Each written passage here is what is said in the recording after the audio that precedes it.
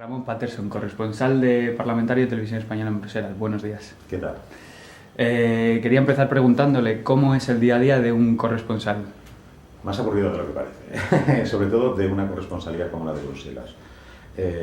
Quiero decir, corresponsalías como la de París, puede ser Berlín o puede ser Nueva York. La actualidad es un poco la del país, tienes que andar pendiente de muchísimas cosas. Aquí se funciona mucho con agenda. Aquí el corresponsal en Bruselas tiene que cubrir fundamentalmente las instituciones. Hombre, de vez en cuando pasan cosas como puede ser los atentados de París que nos tuvieron consecuencias aquí, los atentados de Bruselas, pero fundamentalmente la actividad es informar de las instituciones europeas.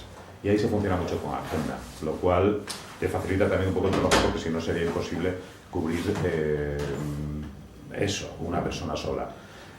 Todos los días sabes lo que va a ocurrir, qué reuniones tienes, a mediodía hay un briefing de la Comisión Europea que te informa de la actualidad del día, te da pistas sobre lo que puede venir en días sucesivos.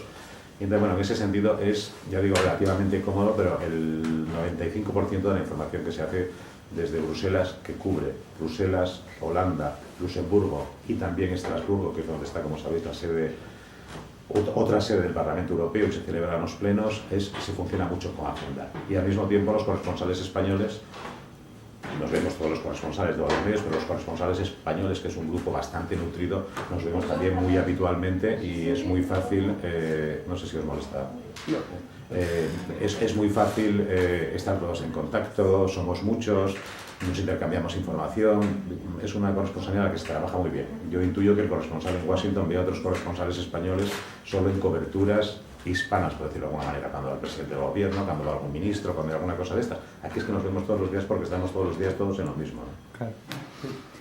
¿Y qué relación tenéis con la comisión, con los parlamentarios y sobre todo si hay una buena interacción con ellos y también como decías ahora, que estáis muy en contacto con otros corresponsales, sí, también de otros medios europeos, sí, con la prensa europea? Sí.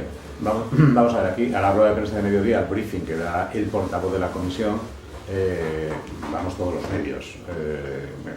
Hay por supuesto, españoles, holandeses, belgas, franceses y tal, nos vemos todos los días, ¿no? Digamos que es un poco, en ese sentido, periodismo de pueblo. Yo me imagino trabajando en Zamora, yo trabajé en Oviedo y trabajé en Gijón, y al final acaba siendo los mismos sitios, ¿no? Al Parlamento Autonómico, al Ayuntamiento, a no sé dónde y tal, y nos vemos ahí todos los días. En ese sentido la relación es buena. Las instituciones son muy transparentes. Si miráis ahora mismo las páginas web tanto del Parlamento como de la Comisión Europea o del Consejo, allí todos los días fluye la información, está la agenda, lo que hace un comisario, lo que hacen los parlamentarios, hay la agenda y es transparente. E incluso puedes ver hasta el teléfono, por ejemplo, del portavoz de la Comisión Europea, que es un griego, Margaritis Schinas. Es su teléfono particular, es su teléfono, supongo, de trabajo particular, pero es un móvil, pero es que lo llamas, a lo mejor no te contesta, pero le mandas un mensaje y te contesta. Estamos hablando del portavoz de la Comisión Europea, que es el gobierno de Europa, pero lo mismo te ocurre con el director de comunicación del Parlamento Europeo, que por cierto es un español. Allí figura su teléfono. A lo mejor no te coge el teléfono, bueno, cuando ya tiene el tuyo ya sabe quién eres, ¿no? Pero puedes mandar un mensaje y te contesta. En ese sentido es muy transparente. El Parlamento, la Comisión, el Consejo es todo muy transparente, tienes información diaria de lo que hace cada comisario, de lo que hace cada parlamentario, de lo que hace cada miembro del Consejo, las reuniones ministeriales, y el acceso es fácil. O sea, aquí vienen los jefes de Estado a reunirse y, hombre, en la reunión no estás con ellos, pero cuando hay una rueda de prensa es que lo pasan por delante de ti. Hay unas salas de prensa aquí en el Consejo donde tienes a François Hollande, Angela Merkel, y tú vas como periodista acreditado, puedes entrar en cualquier rueda de prensa sin ningún impedimento. En ese sentido es muy transparente. No sé si se da por contestada así la pregunta. Sí, y luego la relación con los demás medios, pues ya lo digo, es que nos vemos. Esta noche hemos quedado a cenar. ¿Sí? Si los corresponsales, los periodistas, sufren algún tipo de presión a la hora de informar de algún tipo de información así que sea un poco más complicada o que pueda generar algún tipo de repercusión, si hay algún lobby o grupo de presión, intentan influir en la manera de informar. No, por parte de las instituciones no. lo que quizá hay un exceso de información que en algún momento hasta te puede incluso agobiar, pero no lo hay. Aquí hay muchos lobbies porque, bueno, hay 28 países, son intereses muy distintos, de muchos países muy distintos, y hay muchos lobbies de todo tipo, desde agrícolas, sanitarios, hay de absolutamente todo. Pero si tratan de influir en algún sitio es en las propias instituciones, pero ahora mismo se están tomando medidas, por ejemplo, por parte de esos lobbies, que no vienen hacia los periodistas, sino hacia las propias instituciones. Por ejemplo, para entrar como en el edificio de la Comisión Europea, que conoces perfectamente el Berlemont, los lobistas tienen que estar registrados y queda constancia de su visita. Quiero decir, no son visitadores médicos de estos que antes entraban en los centros de salud a venderle medicinas al médico a cambio de un viaje a Canarias, ¿no? Aquí queda registrado y cada día se están poniendo más trabas, sobre todo a raíz de el anterior presidente de la Comisión Europea, Durão Barroso, que como sabéis, bueno, fue presidente de la Comisión Europea, ahora trabaja para una multinacional que estuvo en el origen del follón fiscal económico que nos hundió a prácticamente todos, y aunque realmente cumplió las reglas, tardó año y medio en incorporarse a esta actividad, parece que es moralmente inaceptable, ¿no? Entonces, a raíz de eso se están tomando bastantes medidas todavía más duras para que los lobbies no influyan en ellos. Pero vamos, a nosotros ni te llaman la atención por una información que no les guste, no, absolutamente nada. En ese sentido, yo no he notado nunca me han llamado a nadie para decir algo. Si alguien te puede llamar en un momento determinado, son españoles, ¿no? Quiero decir, aquí hay reuniones ministeriales cada semana, viene el ministro de Exteriores, viene la de Agricultura, viene el de Interior, y bueno, te pueden llamar para alguna cosa, pero que yo tampoco interpreto que es una presión, ¿no?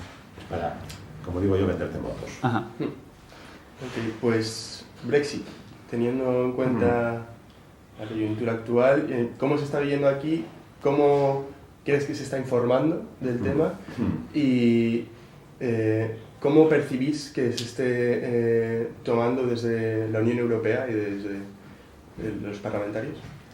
Se ve con bastante preocupación. Porque no se sabe lo que va a pasar en las negociaciones. Lo más probable es que, como anunció Theresa May, sea en marzo cuando anuncie oficialmente que van a salir y es cuando empezaría el proceso de negociación, pero hasta ese momento es muy complicado saber cómo va a ser ese proceso de negociación y en qué va a acabar. Claro, eso preocupa porque hasta qué punto, hombre, es una de las economías más importantes de la Unión Europea, su salida de la Unión Europea va a tener repercusiones, que puede ser también una oportunidad precisamente para que la Unión Europea decida de una vez por todas dar un paso adelante, eso también, ¿no? Pero es muy difícil ahora mismo pronosticar, yo creo que ni ellos mismos lo saben, ¿no? Hombre, desde la Unión Europea lo que no se va a hacer es facilitar la salida en unas inmejorables condiciones al Reino Unido, más que nada por el temor a que otros países sigan la misma senda. Si no pasa nada y encima mantienes después de salir de la Unión Europea unas relaciones con el Reino Unido en similares circunstancias que las que tenía antes, y encima sin llenar un duro para sostener todo este entramado, pues los demás querrán salir también por la misma vía, ¿no? Pero hay preocupación y eso, lo que hay es la convicción por parte de las instituciones europeas que lo que no hay es que regalarles absolutamente nada. Dicho eso, va a ser muy dura la negociación, entre otras cosas, porque no se trata solo de que se vaya el Reino Unido. El Reino Unido también tiene compromisos que van más allá de los 2 años que van a durar las negociaciones. Entonces, ¿qué pasa con esos compromisos? O sea, compromisos a 4 años, poner dinero para planes en África, no sé, 50.000 historias, ¿no? ¿Qué va a ocurrir con eso? Pero luego, por otra parte, los británicos se lo están enfocando también de otra manera. Es que ese edificio que está ahí enfrente, el Berlemont, también es mío. Un cacho de edificios míos, propiedad de 28 en este momento. Es decir, a mí me corresponde, porque yo he estado poniendo dinero para esos gastos. El del Consejo que está en este lado, el del Parlamento, los edificios que hay por aquí, media Bruselas, es de todos, aparentemente. O sea, ¿cómo computas ese dinero y cómo lo hacemos? A partir de ahí, ya digo, hay preocupación. Siempre decimos que sería la primera salida de un país de la Unión Europea. Es relativamente cierto, ya hubo otras salidas, pero no tuvieron nada que ver. La primera fue Argelia cuando la independencia. Argelia formaba parte de Francia y en su momento también formaba parte de lo que hoy es la Unión Europea. Pero bueno, se desgajó. Argelia era un país que aportaba relativamente poco a la Unión Europea y el otro fue Groenlandia, cuando consiguió un estatus que depende políticamente de Dinamarca, pero no forma parte de la Unión Europea. Pero eso no tuvo repercusiones, primero por el volumen del país, entre comillas, por lo que supone. ¿Qué va a ocurrir? Preocupación hay. ¿Qué podría hacer la Unión Europea? Todos tienen la voluntad de que esto debería ser un acicate para dar un paso más y hacer una Unión Europea más cohesionada. El problema es conseguirlo. La Comisión Europea está por ello, el Parlamento Europeo está por ello. El problema es que cuando se acusa a Bruselas de ser excesivamente burocrática, de poner trabas a todo, Bruselas no es Bruselas, no son los funcionarios, son los países, porque al final los que toman las decisiones importantes son los países cuando se reúnen los ministros y son los que deciden avanzar o no. Y son los países los que deciden no avanzar y determinadas propuestas del Parlamento y de la Comisión, que realmente son los que están tirando ahora mismo por la Unión Europea, los países los frenan, ¿no? Entonces, pues depende, es muy complicado, es muy complicado. Bueno, da la sensación de que estamos asistiendo a un problema con la visión que tienen los países propios que forman la Unión Europea, de lo que es la Unión Europea, ¿no? Y le quería preguntar si usted tiene la sensación o la impresión de que se está ensalzando más la figura de la Unión Europea desde fuera que desde dentro, por ejemplo, con Justin Trudeau, que vino aquí hace poco, creo que fue, hace menos de un mes, puede ser, y dijo que la Unión Europea tenía que ser fuerte para que era algo beneficioso para todos, ¿no? Le quería preguntar si usted cree que la figura de la Unión Europea se ve con buenos ojos desde fuera, pero ya no tanto desde dentro. Desde dentro depende de los países. Desde fuera no es que se vea bien, es que necesitan un bloque fuerte. Hay una frase muy famosa que decía Kissinger cuando decía vale, hablo con lo que ahora es la Unión Europea, con las comunidades europeas, pero ¿a quién llamo? Era lo que decía él. O sea, ¿quién es el responsable? O sea, ¿quién es el presidente? ¿Quién es el primer ministro? Ese es un problema que desde fuera se ve, pero al mismo tiempo para los países ajenos es importante una Unión Europea fuerte en la medida en que negocias con uno en nombre de todos. Es más importante que negociar con 28 países, que negociar con 7, con 6, con 12, con 15, en función de los que hubiera en ese momento.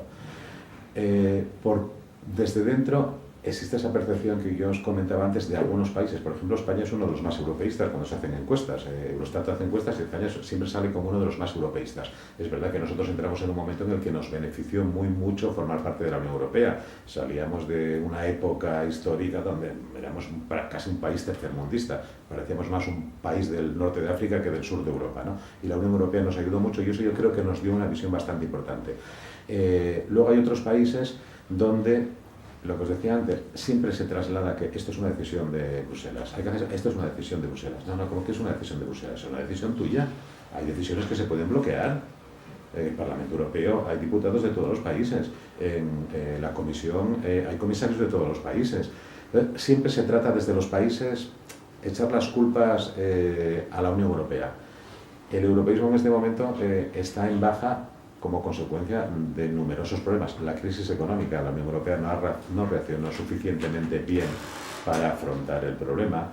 La crisis de los inmigrantes. Nosotros llevamos en la Unión Europea, en Europa, toda la vida. Vamos, en Europa, como bloque político, llevamos los años que llevamos, 30. Pero hay otros países que llevan 10. Y son países del este que entraron en bloque. 12 países de repente entran en bloque hace 10 años. Y claro, estamos hablando de países como puede ser Eslovaquia. Es que Eslovaquia hace 22 años no existía como país, hubo que construirlo entero. Pero no solo no existía como país, sino que eran países muy cerrados en aquel momento. Al otro lado del telón de acero, que de repente están descubriendo que existe otra realidad fuera que les está llegando a ellos. Claro, cuando no has visto un musulmán en tu vida con el velo, cuando no has salido de tu casa, cuando no has visto otros países, te inquieta un poco el desconocimiento del ajeno. Entonces siempre tenemos miedo a los otros. Yo recuerdo la primera vez que vi en Oviedo a un chico negro. Hombre, te llama la atención. De repente lo que está ocurriendo ahora es una avalancha. De repente empiezas a ver, pues en Calais, Francia lleva muchos años en la Unión Europea, pero en Calais ves a 8.000 personas y esas cosas te inquietan. Y entonces no se traslada suficientemente bien que ese no es un problema de la Unión Europea. Es decir, no es un problema que ha creado la Unión Europea. El planteamiento sería, si no hubiese Unión Europea, ¿qué hubiera ocurrido con todos estos inmigrantes? ¿Os lo podéis imaginar entrando 1 millón de inmigrantes, ¿no?, en Alemania, en Hungría? Ahora la Unión Europea es un bloque que frena. Oiga, ¿qué medidas va a tomar usted contra esos inmigrantes? Vale, me los encierra. Pero yo me lo puedo imaginar hace 40 años y a lo mejor lo que teníamos eran las fronteras ametralladoras. Entonces, interesa a los populistas, y la mayor parte son del este, de derechas y de izquierdas, interesa a los populistas fomentar ese tipo de rechazo, y al mismo tiempo ha coincidido con una situación económica, que es lo que pasó en el Reino Unido, con una situación económica que ha removido un poco las entrañas de todo esto y no se le ha dado una respuesta adecuada. Entonces es muy fácil eso, echar las culpas a Bruselas. Lo vemos en el Reino Unido, nos salimos de ahí, no queremos inmigrantes, pero tú vas a un restaurante en Londres y es difícil que encuentres a un británico trabajando en el restaurante. Posiblemente te encuentres más españoles, portugueses o italianos. Entonces, cuando salgan ustedes de la Unión Europea, esos puestos de trabajo que tanto reclaman los van a ocupar.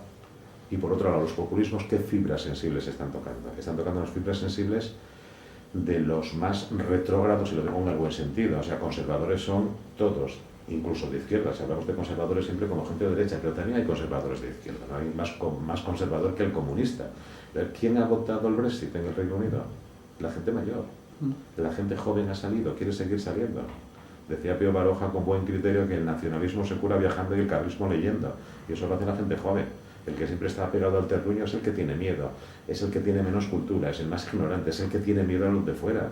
Entonces, esa es la fibra sensible que se está tocando, y es la fibra sensible que preocupa para las elecciones de Holanda, que preocupa para las elecciones de Alemania, que preocupa para las de Francia, ¿no? O sea, ¿qué gente está apoyando a la derecha? Las últimas encuestas a Geert Wilders en Holanda le dan el 28%. No va a gobernar, probablemente. No va a ser elegido porque no tiene mayoría absoluta, pero es el partido más votado. Es muy difícil, es muy difícil. ¿Y se puede creer en las encuestas? Sí, sí. Vamos, la realidad, hombre, quiero decir, se puede creer en las encuestas como tendencia. Últimamente, la verdad, es que nos están demostrando que fallan. Pero claro, es que realmente estás jugando 48 o 52. Yo me acosté una noche viendo las encuestas ni siquiera las encuestas, los primeros resultados o las primeras proyecciones del Brexit. Me acosté una noche a las 12 de la noche con 52-48. Tranquilidad, no pasa. Digo, tranquilidad laboral, ¿no? Porque claro, que salga el Reino Unido de la Unión Europea nos da mucho trabajo. Y en aquel momento era previo al verano y yo dije, bueno, pues sale que no, y de aquí nos comemos todo el verano. Y me levanté a las 7 de la mañana, a las 6 de la mañana, no recuerdo qué hora era. Vamos, es que miré una aplicación en el teléfono que era de la del País y miro. Y seguía siendo 52-48. Me enciendo la radio y me asusté, volví otra vez, ¿cómo que? Ahora 52-48 al revés, ¿no? Pero claro, son márgenes muy pequeños, son proyecciones, te marcan tendencias. Eso es como las encuestas de los medios de comunicación. ¿Quién lee tal periódico? 400.822, es imposible. Haces una proyección, si de 1.000 tantos, de 2 millones de lectores que pueda haber, o de 20 millones de lectores, me tocan tantas. No. Con las encuestas políticas, es decir, Geert Wilders, que eso, me parece que la última encuesta es de antes de ayer, 28%, a lo mejor es el 26, el 24, a lo mejor es el 32, da igual, lo importante es que lo que te marcan es una tendencia muy preocupante, muy preocupante. Pues hablabas de ese populismo que está surgiendo ahora y bueno, el referente a nivel internacional ahora mismo, Donald Trump. Preguntas sobre todo, ¿qué consecuencias puede tener a nivel diplomático con la Unión Europea, ya que es como un terremoto, no hay como una forma de ver por dónde va a ir? ¿Y qué relación puede tener con, ya estamos viendo que con la prensa estadounidense está siendo un poco una locura, y cómo puede afectar a la prensa europea, pues Donald Trump aquí? Yo creo que afectará en otros planos. Hombre, los medios de comunicación estadounidenses han puesto las pilas, han dejado de ser complacientes. Por otro lado, si os acordáis en la campaña, realmente la campaña a Donald Trump se le hicieron medios como la CNN, hasta que de repente la CNN se dio cuenta de que tenía que ser un medio serio, o se dio cuenta Washington Post o New York Times, Eso que ahora se llama posverdad y que no dejan de ser mentiras, ¿no? La palabra es mentira, o sea, si no es verdad es mentira, vamos. Contar la realidad a tu modo, disfrazándola para utilizarla, son mentiras. Hasta que los medios de comunicación se han dado cuenta de eso y entonces ahora se están dedicando a, cuando Donald Trump dice una cosa, los medios dicen, si es verdad es mentira, es que ha dicho esto, es que es falso, es que esto que dice usted es falso.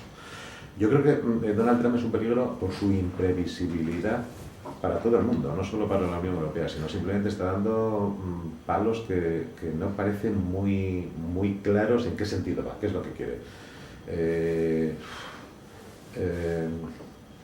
Es difícil, hay una novela que se llama La Conjura contra América, no me acuerdo mucho del autor, pero bueno, uno de estos americanos históricos de siempre. La Conjura contra América, que me recuerda muy mucho la situación que está pasando ahora. Ahí lo que cuenta es en su momento unas elecciones en el año 40 que gana Lindbergh, el aviador. Lindbergh era un reconocido fascista que además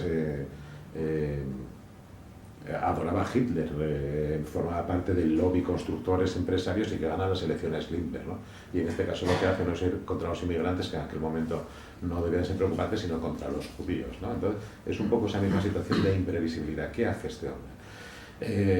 Eso lo que puede cambiar es un poco el panorama geopolítico mundial.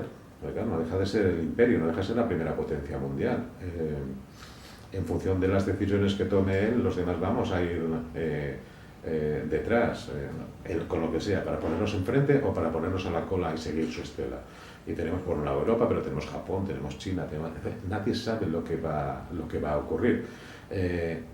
Siempre se confió que una vez acabase la campaña y empiezas a gobernar,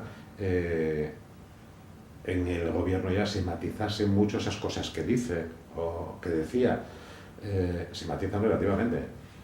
Esta misma mañana yo ahora salía de casa y estaba escuchando que ha dicho que si los demás tienen medios nucleares, que Estados Unidos va a ser la primera potencia mundial en armas nucleares. Ya te quedas perplejo porque tiene acuerdos hay acuerdos de la ONU, hay acuerdos con la antigua Unión Soviética, con Rusia, para la no proliferación de armas nucleares. O sea, ¿qué me está usted contando? O sea, me imagino hoy, vamos, no he visto las noticias de las reacciones, ya estará medio mundo revolucionado. Es un problema por su imprevisibilidad, sobre todo, ¿no? Entonces, ¿hasta dónde va a llegar? Pues que nadie lo sabe, ¿no? Yo es que cada día me despierto con una nueva sorpresa, un señor que es capaz de poner un tuit metiéndose con una cadena de tiendas porque de repente a su hija le han dejado de vender la ropa y es capaz de que las acciones de esa empresa, es que es el presidente de Estados Unidos, las acciones de esa empresa bajan ese día, al día siguiente subieron. Claro, ayer he visto una foto de la ropa de la hija de Trump y es que se contradice con todo, es que no tiene una idea clara. Y ves, Ivanka Trump, Made in China, la ropa. ¿Sabe qué me está usted contando? Que es usted que está defendiendo que las cosas hay que fabricarlas en Estados Unidos para venderlas en Estados Unidos.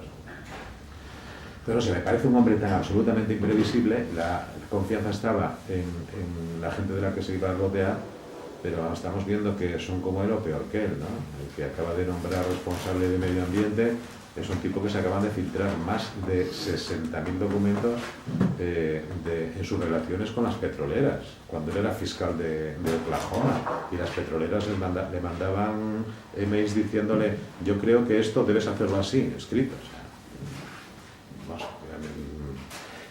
es un poco es un momento para tener un poco miedo a lo que haga Estados Unidos, ¿no? Porque yo creo que ni siquiera Bush, hijo, era tan imprevisible, ¿no?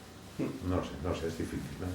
Y luego lo que decías, en relación con los medios de comunicación, yo creo que no tiene ninguna repercusión. Los medios de comunicación se están poniendo las pilas en Estados Unidos y probablemente si ocurriese algo similar o tuviese alguna repercusión en Europa, los medios de comunicación europeos también se pondrían las pilas, ¿no? Para hacer lo que realmente tenemos que hacer. Decía un profesor mío, que no sé si sigue dando clase en la facultad o ya supongo que estará jubilado,